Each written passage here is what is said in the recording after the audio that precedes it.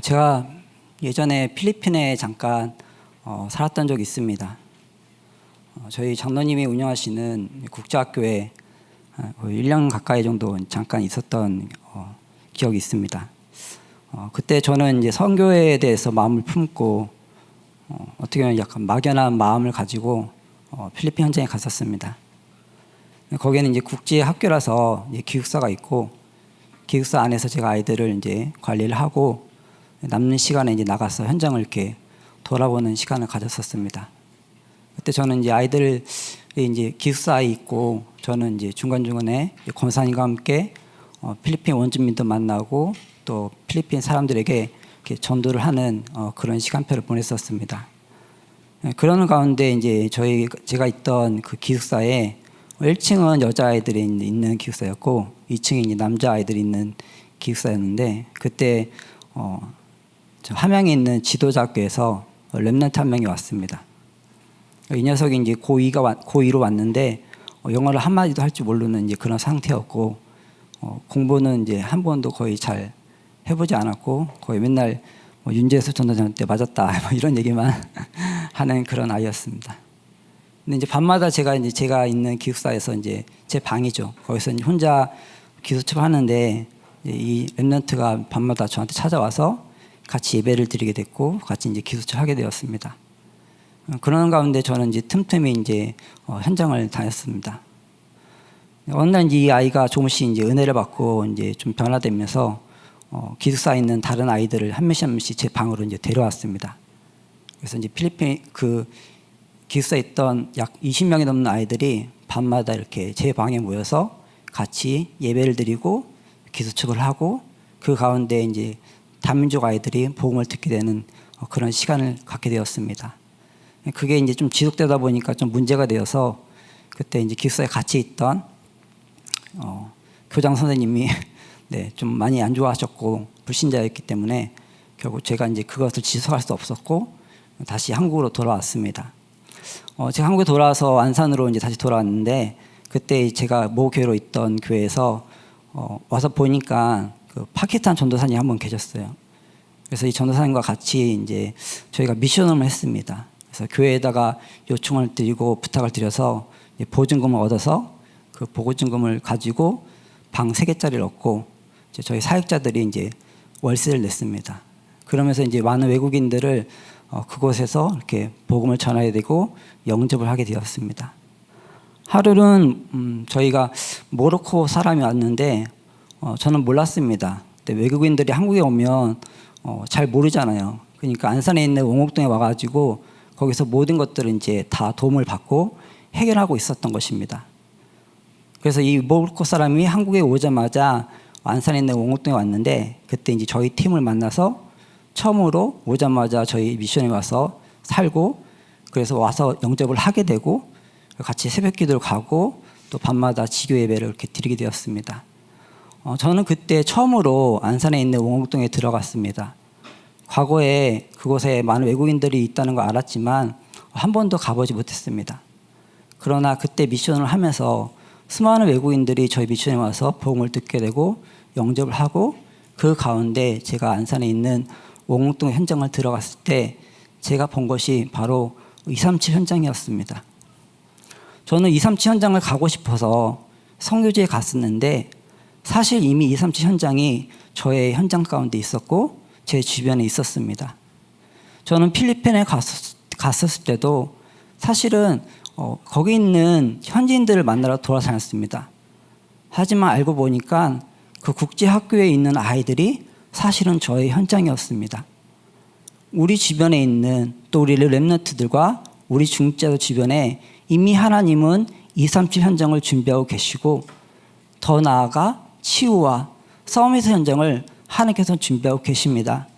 오늘 밤 하나님 예비하신 축복을 누리는 귀한 시간 되시기를 간절히 기도합니다. 첫 번째입니다. 오늘 우리가 읽었던 말씀에 브리스길라와 아굴라가 나오죠. 이들은 로마에서 온 나그네로 속합니다. 그 말뜻은 이들이 종교적으로는 유대인이었고 또 어떻게 보면 정치적으로는 로마인이었습니다. 그런데 이들이 함께 국제 결혼을 하게 되었고 아마도 브리스길라가 개종을 했을 것입니다. 그래서 이스라엘의 율법에 따라서 절기를 맞춰서 예배를 하러 왔고 그때 복음을 듣게 된 거죠. 중요한 거는 그들이 문제를 만나게 돼서 로마에서 황제 명령으로 인해서 결국 그것을 떠나서 고린도로 내려오게 되었고 그 고린도 지역에서 바로 바울을 만났습니다. 우리 삶 속에 수많은 문제가 있고 어려움이 있지만 하나님 예배하신 만남은 전도자의 만남이고 복음과의 만남입니다. 만약에 이 부부가 로마에 있었다면 그들은 사실은 먹고 사는 것에 만족했을 것입니다. 왜냐하면 로마의 권력 안에 평안하게 살 수 있었고 또 브리스길라의 배경이 로마인이었기 때문에 사실 정치적인 억압을 덜 받았을 것입니다. 그 상황 속에서 하나님이 그들을 어려움의 문제 속에서 사실은 복음을 만날 수 있도록 전도자를 만나게 하셨고 그것이 바로 하나님의 계획입니다. 우리가 유 목사님을 통해서 복음을 받았고 전도자를 통해서 복음을 받았던 것처럼 하나님이 브리스길라와 아굴라에게 바울을 만나게 하시고 복음을 붙잡게 하신 것입니다. 세상에 많은 사람들이 여러 말들을 합니다. 저희 단체를 핍박하는 사람도 있고 내부적으로도 많은 말들이 있죠. 저도 듣고 있습니다. 하지만 하나님께서 우리에게 주신 것은 다른 것이 아니죠. 복음입니다. 초대교회와 바울이 사실은 굉장히 큰 어려움과 핍박 속에서도 그들이 유대인과 또 바리새인들과 또 로마인과 싸우지 않고 그들은 오직 복음만 전했습니다. 유 목사님이 30년의 전도록 속에 유 목사님이 하신 것이 있다면 싸우지 않고 복음만 전하신 것입니다. 우리에게 필요한 것은 이념도 아니고 권력도 아니고 분쟁도 아니고 싸움도 아닙니다. 우리가 해야 될 것은 오직 복음만을 전하는 것입니다. 유 목사님이 그렇게 했다는 것은 제 생각이지만 다른 것이 아니라 복음을 지키기 위해서 복음을 전했다고 생각이 됩니다. 정말로 우리가 복음을 지키기 위해서는 복음만을 말해야 되고 그것이 사실은 복음을 지키는 길인 줄 믿습니다. 브리스길라와 아굴라가 결국은 전도자를 통해서 복음을 듣게 되었고 전도 운동 속에 들어오게 된 것입니다. 두 번째입니다. 예비된 현장입니다. 바울이 브리스길라와 아굴라와 함께 어디 들어갔죠? 회당에 들어갔습니다. 하나님은 바울을 통해서 현장을 보게 하셨죠. 그리고 리디아와 야손과 여러 지역을 다니면서 귀신 들린 자를 치유했습니다. 그리고 나서 바울이 브리스길라 부부를 만났을 때 그들을 데리고 현장에 들어갑니다. 우리말로 하면 불신자 상태를 보게 한 것입니다. 그 당시에 유대인들은 사실은 유대교라는 종교를 가지고 있었지만 이미 많은 이방신들을 섬기고 있었고 열심으로 종교를 믿었고 율법적으로 하나님을 섬겼지만 그 율법을 가지고 사람들을 정죄하고 있었습니다. 사실은 이미 이스라엘의 많은 유대 사람들은 부패하고 있었고 변질되어 있었고 하나님은 믿지만 그 능력은 믿지 않았습니다. 결국 브리스길라 부부가 현장 속에서 본 것이 바로 불신자의 상태입니다. 우리가 현장 속에서 봐야 될 것이 뭐냐? 바로 하나님 떠난 사람의 영적 상태이고 그 영적 상태 속에서 할 수 있는 것이 우상 숭배이며 우상 숭배의 결과로 나타나는 것이 질병이고 지향이며 저주며 정신적인 문제고 그것이 곧 이 시대의 재앙입니다.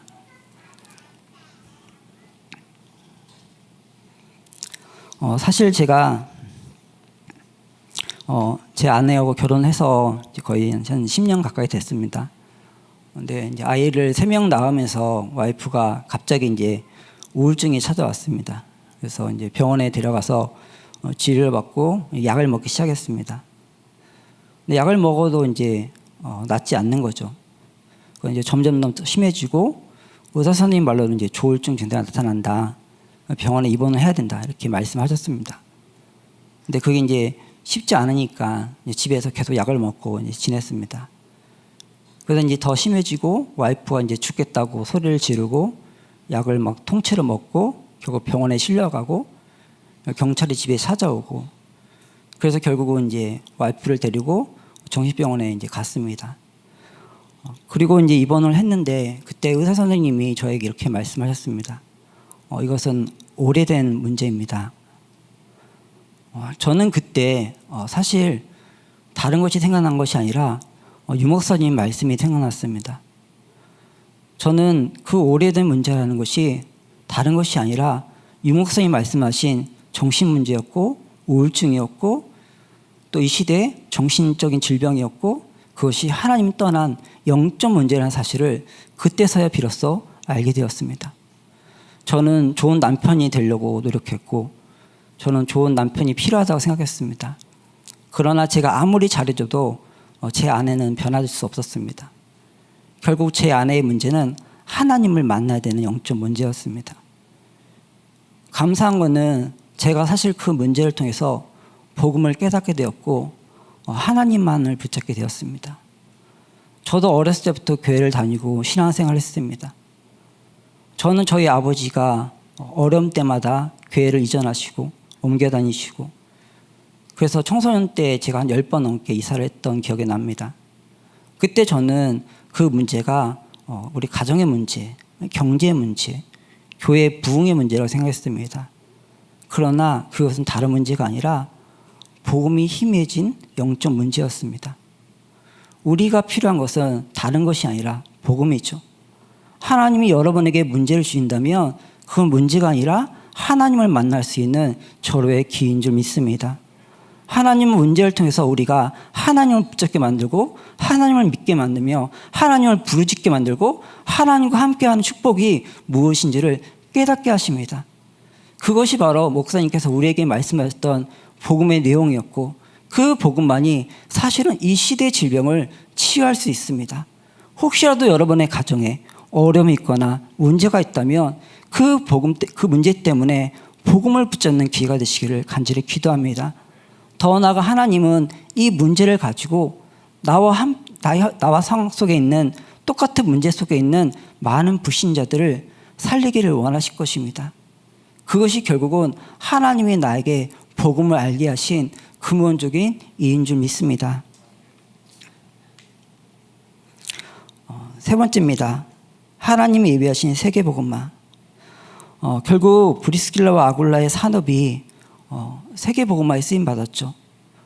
어떻게 보면은 그들은 문제 때문에 고린도에 내려왔습니다. 그리고 그 문제를 피해서 좀 피신을 온 거겠죠.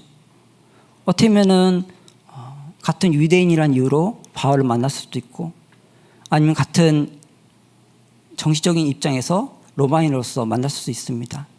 아니면 산업인이란 이유로 또 같은 산업을 하기 때문에 바울을 만났을 수도 있습니다.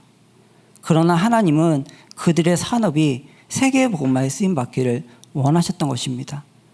처음부터 하나님은 그들에게 로마 복음화를 계획하시고 고린도에 오게 하셨고 바울을 통해서 현장을 보게 하셨고 다시 로마 복음을 위해서 하나님이 그들을 로마로 보내십니다.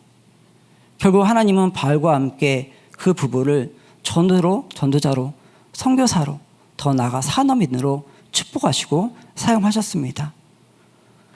성경에 보면은 제가 개인적으로 약간 궁금한 부분이 있습니다. 이게 이제 왜 이새가 다윗을 양을 치게 했을까? 왜 형제들이 많잖아요. 하필은 막내 아들한테 이제 양을 치게 했잖아요. 제가 다른 건 잘 모르겠는데 제 생각에는 아마도 이제 다윗이 양을 한 마리도 잃어버리지 않아서 네, 양치기를 맡기지 않았을까 싶습니다. 중요한 거는 다윗은 양치기를 했는데 다윗에게 있어서 그 양치기는 사실 골리앗과 싸울 수 있는 준비를 하는 시간표였습니다. 그리고 다윗은 그 양치기를 통해서 하나님을 누렸습니다. 더 나아가 다윗은 그 양치기를 통해서 세계복음화를 준비하는 시간표가 되었습니다.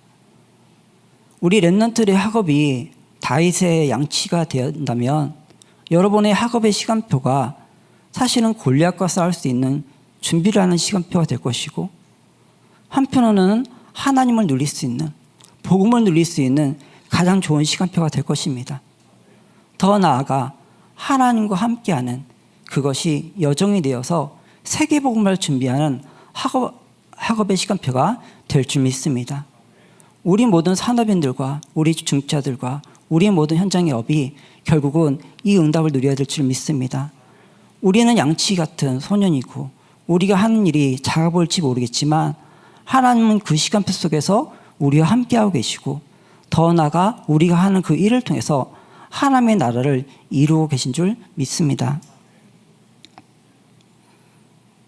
결국 브리스길라와 아굴라가 했던 것은 현장을 보고 다시 로마로 돌아갔습니다. 그리고 로마로 돌아가게 되어서 그곳에서 바울과 함께 로마 복음화를 위해서 헌신했습니다. 결국 하나님이 우리에게 주신 축복은 제자와의 만남의 축복이죠. 결국 브리스길라와 아굴라가 아볼라는 제자를 남겨서 고린도 지역을 살리게 했던 것처럼 하나님은 우리 현장에 아볼로 같은 제자를 예비하셨습니다. 우리가 하고 있는 그 업이 사실은 전도의 현장이며 세계복음화의 현장이며 하나님의 망대를 세우는 현장이며 더 나아가 제자를 세우는 현장입니다. 하나님은 이것 때문에 우리에게 업을 주시고 우리를 세상 가운데 보내게 하신 줄 믿습니다. 결론입니다. 하나님은 우리의 기도에 응답을 하십니다. 우리는 다 알고 있죠. 한 가지 우리가 좀 간과하는 부분이 있다면 사실은 하나님은 우리가 기도하는 대로 응답을 하십니다. 우리가 썩어질 것을 구한다면 사실 썩어질 응답이 올 것이고 우리가 정말로 영원한 것을 구한다면 영원한 것이 응답으로 올 것입니다. 그것이 우리의 기도의 응답의 능력인 줄 믿습니다. 우리가 정말로 기도할 것은 다른 것이 아니라 하나님의 나라를 구하는 것이고 하나님의 뜻을 이루는 것이며 하나님과 함께하는 그 축복을 이루는 건 줄 믿습니다. 제가 안산에서 살면서 렘넌트 한 명을 이렇게 만나게 되었습니다. 그 친구가 이제 초등학교 5학년 때 이제 만났습니다. 이 친구 이렇게 얘기를 하다 보니까 집사님 딸인데 학교를 이제 가기 싫어하고 주일날 예배 드리는 것을 이렇게 거부하고 그래서 만나서 이렇게 얘기를 해보니까 친구도 없습니다. 당연히 학교 가기 싫겠죠. 교회 가도 이제 은혜가 안 되고 말씀이 안 들리고 그래서 이 렘넌트와 같이 이제 일주일에 한 번씩 만나서 이런저런 얘기를 하고 그리고 짧게 이제 말씀을 전하고 그렇게 한 1년의 시간을 보내게 되었습니다. 그 가운데 이제 렘넌트한테 이제 질문을 했거든요. 너 뭐 좋아하냐? 그랬더니 이 친구가 이제 화분 키우는 걸 좋아한다고 하는 거예요. 그래? 그럼 한번 키워보자. 갖고 이제 이 렘넌트 어머니가 운영하시는 그 사업장 앞에다가 화분을 사다가 꽃을 키웠습니다. 토마토도 키우고 오이도 키우고 여러 가지 해바라기도 키우고 그 가운데 이제 렘넌트가 그 꽃을 사다가 집에서 이제 분갈이를 한 거예요. 그리고 여러 개로 이제 씨앗을 받아가지고 심어가지고 그걸 키워가지고 다시 이제 자기 엄마 사업장 앞에다가 이렇게 갖다 놓은 겁니다. 그래서 그때 이제 이렇게 얘기했거든요. 우리 한번 이거를 팔아보자. 그래가지고 이제 그 앞에 갖다 놨는데 거짓말처럼 이제 사람들이 와서 사는 거예요. 아줌마들이 와서 사고 또 할머니나 애들이 와서 그걸 사는 겁니다. 그때 렘넌트한테 이렇게 얘기했습니다. 이게 플랫폼이라고 하는 거야. 너가 이렇게 갖다 놓으면 사람들이 오잖아. 그게 바로 플랫폼이야. 근데 그 사람들은 왜 오겠니? 그 사람들은 화분이 필요해서 오겠지. 꽃이 필요해서. 근데 하나님이 원하시는 건 뭘까? 그들에게 복음을 전하는 거야. 빛을 전해야 돼. 그걸 바로 파수망대로 하는 거야. 하나님이 너에게 원하시는 건 다른 것이 아니야. 그들에게 그리스도를 말해야 돼. 그래서 하나님이 너를 안테나로 사용하실 거야. 바로 이게 파수꾼이라는 거야. 어떻게 보면은 굉장히 작은 일이고 쉬운 일일 수 있습니다. 분명한 것은 하나님은 우리 업과 현장 가운데 우리를 파수망대로 또 우리를 파수꾼으로 부르시고 세우셨습니다. 이 렘넌트가 결국은 조금씩 은혜를 받고 치유되면서 친구들을 데려오기 시작했고 다시 예배를 회복하고 데려왔던 친구들이 복음을 듣게 되는 그런 시간을 보냈었습니다. 하나님은 결국 우리에게 뭘 원하시냐? 다른 것이 아닌 전도자의 삶이겠죠. 우리의 삶 속에 많은 불신자가 있고 또 많은 낙심자가 있을 것이고 또 많은 TCK와 다민족이 있을 것입니다. 그 가운데는 병든 자도 있을 것입니다. 하나님은 그들이 뭔가 필요해서 우리를 만나게 하시겠지만 하나님의 소원은 그들에게 오직 복음을 전하는 것입니다. 그래서 결국 우리가 해야 될 것은 우리 있는 그 현장 속에 나의 협과 나의 가정과 나의 산업의 현장 속에 하나님의 망대를 세우고 그 망대를 통해서 그리스도의 빛을 증거하는 것인 줄 믿습니다. 우리가 하는 것이 아니겠죠. 그러나 하나님이 하실 것입니다. 우리가 해야 될 것이 있다면 하나님께 기도하는 것입니다. 앞에 얘기했듯이 정말로 우리가 기도한다면 하나님께서 분명히 그 응답을 우리에게 주실 것입니다. 우리가 실력이 있고 능력이 있어서 하나님이 일하는 것이 아니라 그 예수 그리스도의 이름으로 기도하는 자에게, 하나님의 능력을 믿는 자에게, 성령의 충만한 비밀을 누리는 자에게 하나님이 반드시 그 응답을 주실 것이고 하나님은 그 가운데 분명히 237 치유 서밋의 응답을 주실 줄 믿습니다. 하나님이 이 시대에 우리에게 전도운동을 하게 하셨고 또 복음을 깨닫게 하셨습니다. 오늘날 우리가 놓친 것이 있다면 다른 것이 아니라 복음을 다시 전하는 것인 줄 믿습니다. 세상에 많은 핍박과 어려움과 환란이 있고 또한 이단이라는 정죄의 비판 속에서 어려움도 있겠지만 그러나 우리는 다시 복음을 회복하고 전도를 회복해야 합니다. 그것만이 하나님이 우리에게 원하시는 것이고 그것만이 사실은 이 시대의 재앙을 막을 수 있는 것입니다. 결국 그걸 통해서 렘넌트가 일어나게 될 것이고 교회를 통해서 렘넌트가 또다시 그 후대에게 이 복음을 전하게 될 줄 믿습니다. 이 전도운동에 귀하게 쓰임받는 모든 성도님들 되시기를 간절히 기도합니다. 기도하겠습니다. 하나님 아버지 감사합니다. 우리에게 주신 이 복음이 능력이 되게 하시고 우리에게 주신 이 복음으로 현장을 살게 하시며 하나님 주신 이 복음으로 나의 모든 영적 문제가 치유되었음을 믿게 하여 주옵소서. 예수 그리스도 십자가의 죽으심으로 모든 문제 해결했다는 그 사실을 믿는 믿음으로 기도하게 하시고 우리 현장 가운데 하나님의 망대를 세우는 전도자로 살게 하여 주옵소서. 하나님께서 우리와 함께 하심을 감사드리며 예수 그리스도 이름으로 기도합니다.